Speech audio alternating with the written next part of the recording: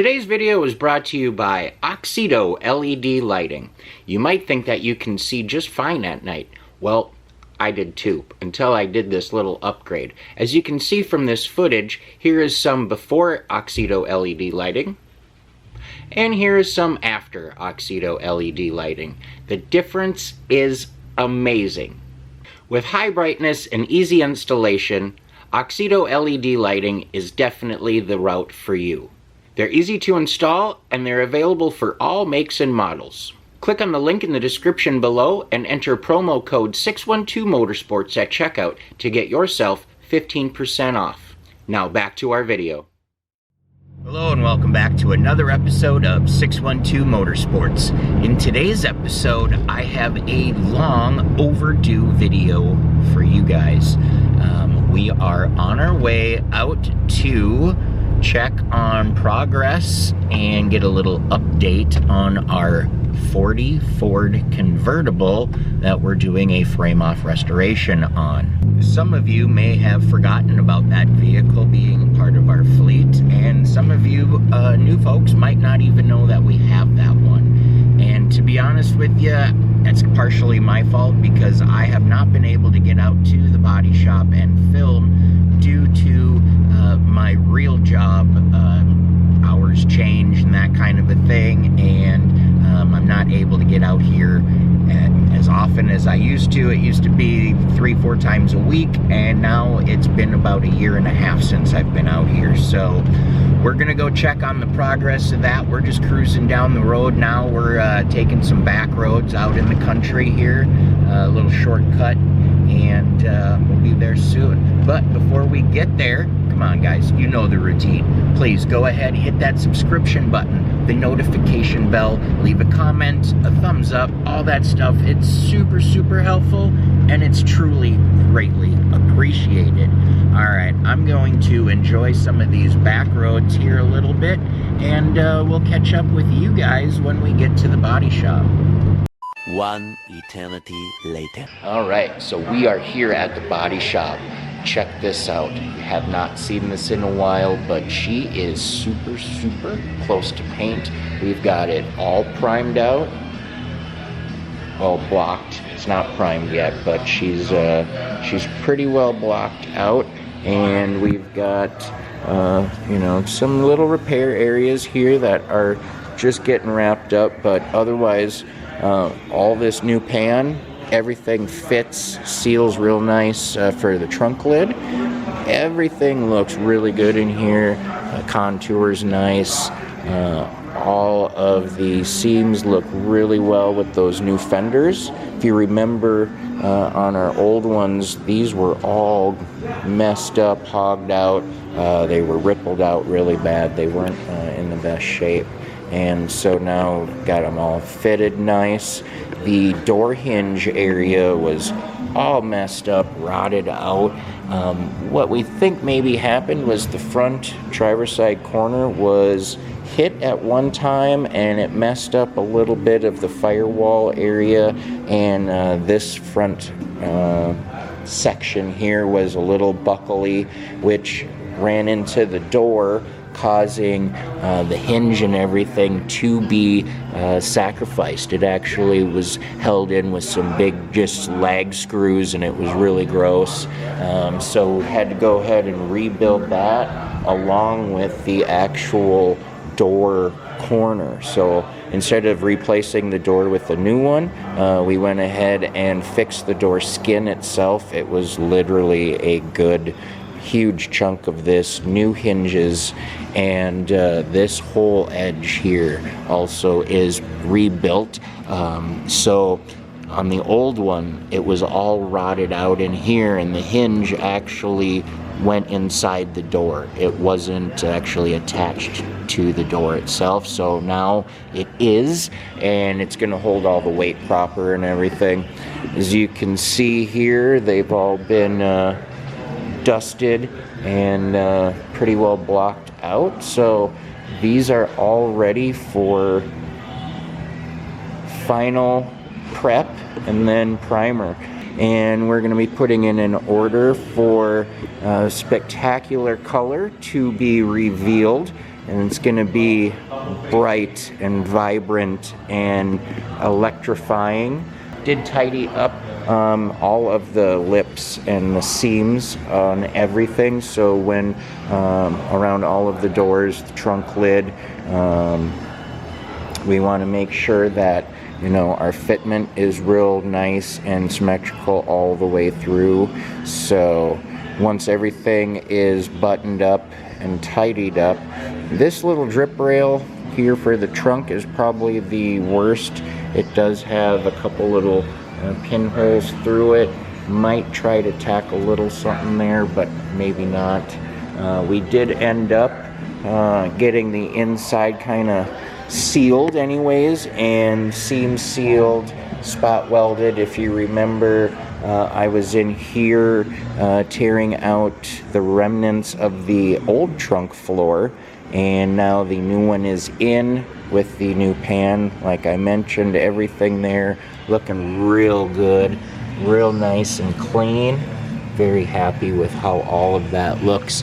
If you remember, there was silicone holding all of the trim clips on the back side of the body here, and all of that stuff is gone and out of here, and it looks super nice now. We are really looking good. Could not be happier with that. We also got a little surprise here with a new floor in the main section of the body. And after putting the trunk floor in, Brad said that it just didn't look right, not having a new floor up here. The contrast was terrible, and if you look at it from underneath, you can definitely tell that it was, half done. So might as well go ahead and do it all the way. So we got that guy installed, and kind of a bugger he was telling me, because it's a one-piece floor, and it has to go on top of a lip here, under this lip here, under this bracket here, and then also the same up here, underneath this bracket, and it slides up underneath in those sections. So it was a little bit of hibachi and origami, but we got it in there. And no compromising to the floor, didn't have to bend it all out of shape, didn't have to cut anything, so that is great. Looks beautiful. The old panel actually for the rocker, the old floor was junk, and whoever had fixed from the accident actually just took a section and placed a patch panel over the top and welded it on, and didn't fix anything underneath, so it was like double walled of garbage, and now it is the way it should be, one single section, and it just looks great. Our bottom section here in our rocker corners are all sealed up, new panels put in. You can see the new panel here, and there is actually one over on that side as well, so that is amazing. Love that.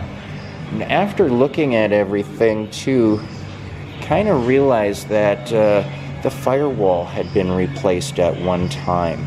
That might have been due to the collision. I'm sure if there was some buckling going on, it's really difficult to straighten out with the bead rolls and things in it, so it's probably easier to put a new one in, and that would be why all of our pinch welds and everything were all boogered up and looked like Stevie Wonder did them. So we got all of that pretty well attended to, taken care of. Just a little bit of fine work now, just kind of filling in some pinholes and making sure things are smoothed out and looking good for when we are throwing some paint on this.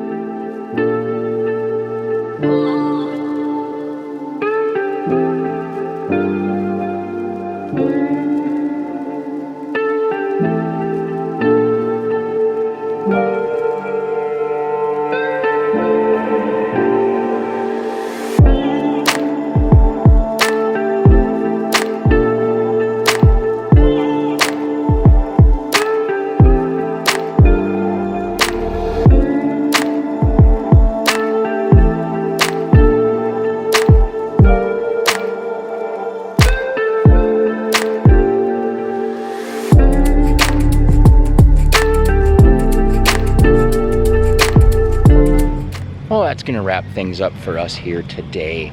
It was really good to get in there and take a look. I do apologize, the video's not any longer. Some of the stuff had to kind of keep private for now because I want to keep it a surprise.